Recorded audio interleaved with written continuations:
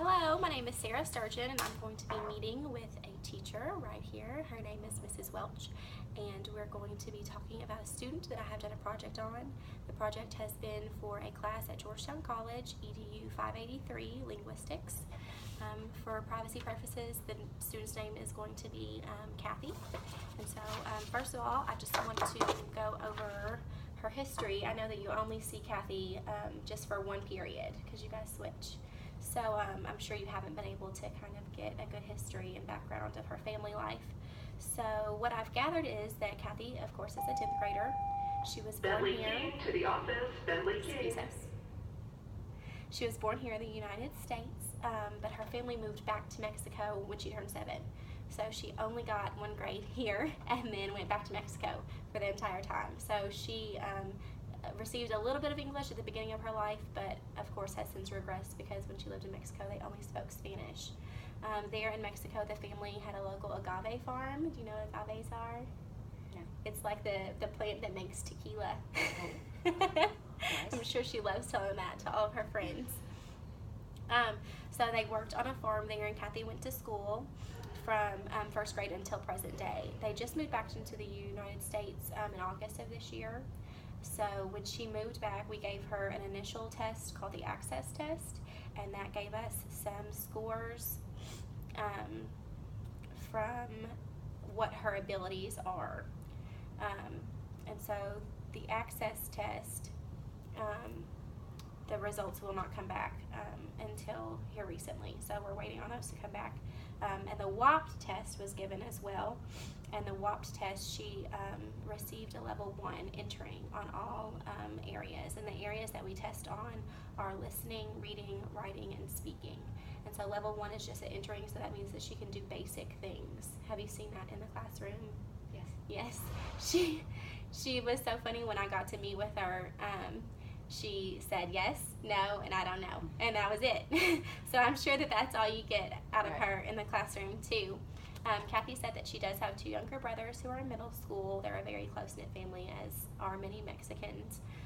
She enjoys watching movies, playing soccer. She was really excited about it being warm outside so that she could go and play soccer soon. Spanish is the family's native language, and they do speak that in home only. That's the only language that they speak. She was very shy, so it was hard for her to kind of open up to me. And so when I asked if I could record her during just a normal conversation, she said that she would feel more comfortable if she had a friend with her. And so during this meeting, we did have a friend that sat in and was able to kind of just give her more things to talk about.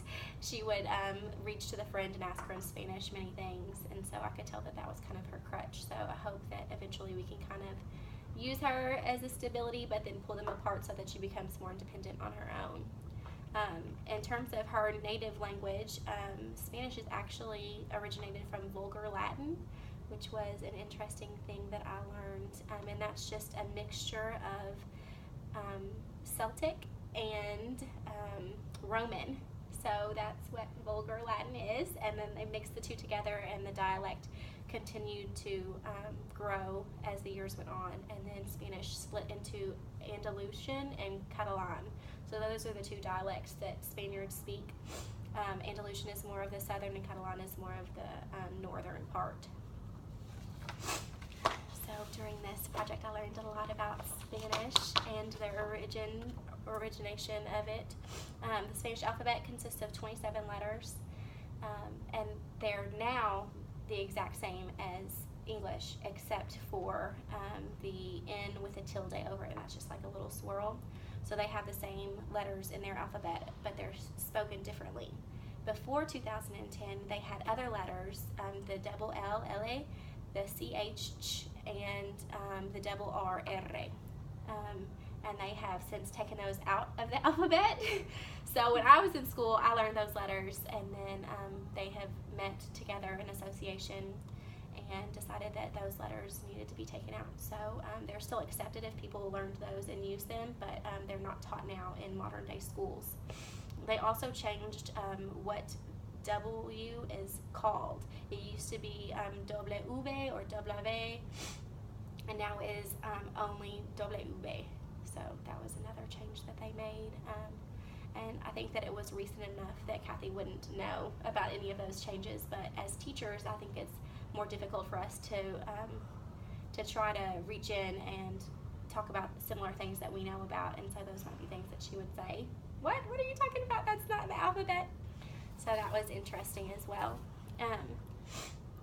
The Spanish letter name pronunciation, what the letter name is, for example, A is A, B, B, C, C, those sounds and the letter names are the same, but in English it's different. So for example, our letter A, it's A or A or, A, depending on what it is in connection with in terms of consonants and vowels. But in Spanish, no matter what it's next to, it's always the same. So that makes it more difficult for her to transition between reading Spanish and English, because when she sees a letter, she's going to say its name instead of, what sound it makes. The pronunciations are spelled in a way that English speakers pronounce the letter names as correctly as possible. So for example, if an English speaker saw B-A-Y, they would say bay, which would be correct, but she would say ba. So that's what the difference is, and you'll notice that a lot when she's opening up more and trying to do more in the classroom. All right. Did you take Spanish when you were in high school? Yes. A lot of teachers that I've spoken with, they didn't need to take it. It was either Latin or French, so that you have a little bit of a background in Spanish is going to be really good. Okay, so when I met with Kathy, I took a speaking sample and a writing sample. The speaking sample was about 15 minutes long, and we talked about the seasons, and we showed her pictures and looked at the details in the pictures and how they represented what season we were talking about, and then we went through the months of the year. She did really good about repeating after me, but was not able to produce any of the names on her own. So anytime that you need her to really remember a word, it would be great if you say it first to give her that example and then wait for her to repeat it. A lot of times we do a game called Stand Up, Hand Up, Pair Up, where you find a friend and match up with them. And then once you've made that pair, we do Rally Robin, where you say a word and then the person in front of you says the same word or a word that is in a similar category. So that could be something that she could do to help repeat the same words, but working with a peer instead of working with a teacher, which might draw attention to her. So throughout the speaking sample, like I said, she only said yes, no, I don't know, and then she would repeat the words that I asked her to, and a couple of times she asked in Spanish to her friend how to say what she wanted to say. So she understood the question, but she wasn't able to produce an answer, and that's very common with English language learners, and she will slowly move out of that stage and into a stage where she can try the word that she's saying. It's probably not going to be right in the beginning, but we just want her to start trying at this point. And then the writing sample that I took from her, I'll let you see it right here. We asked her what her favorite month was. And so she said, is the 11th month of the year, and colors red, yellow, blue, and white. Much and apart is my birthday. So, as a 10th grader, of course, this isn't a similar example that we would see from her peers, but taking into consideration her introduction to English and how much she does know, this is really substantial. She can make several words that do have to do with the picture that was shown to her. She was able to identify her colors. She was able to identify keywords such as month and year, even 11th, which a number word is not something that she had worked on yet, so that was surprising. So she is able to do a lot of things as a level 1 entering student, and that's what the WIDA Can Do standards describe. And I don't think that you had received a PSP yet, no. But I'll be sure to give you a copy myself. I asked the ESL teacher and she was able to give me one, so we'll give you that so that you can kind of see an idea of what she's able to do, because that's what we want to focus on. We don't want to tell her, these are the things you can't do. We would rather focus on what you can do and how we can grow from that. And in terms of the sample, I would have gone over and edited this with her the next day and just talked about punctuation and capitalization and things that she might not have ever even heard of at this point, because that's something that you do in younger elementary grades. And then we would have talked about what she was trying to say and things that she could add to that.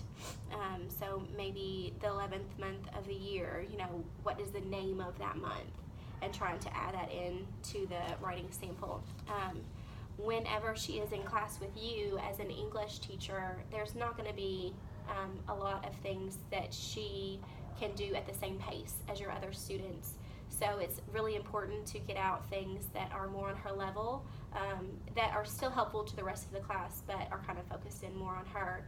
For example, using videos or pictures, anything visual that she can see, and then asking how they can relate to that picture.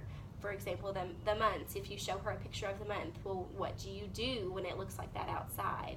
Or does it ever look like that outside in Mexico? Because it probably doesn't snow. So if we're talking about December, then she's not going to know what that is. Right. So yeah, that's what I saw from her writing and speaking samples. I think that that's all I have for you. I can give you some paperwork to kind of go into more detail about her PSP and see what you need to do better in the classroom just to help her. But you're doing a great job to have her for only an hour in a day. So I really appreciate you coming to talk to me. Thank you. All right, thank you very much.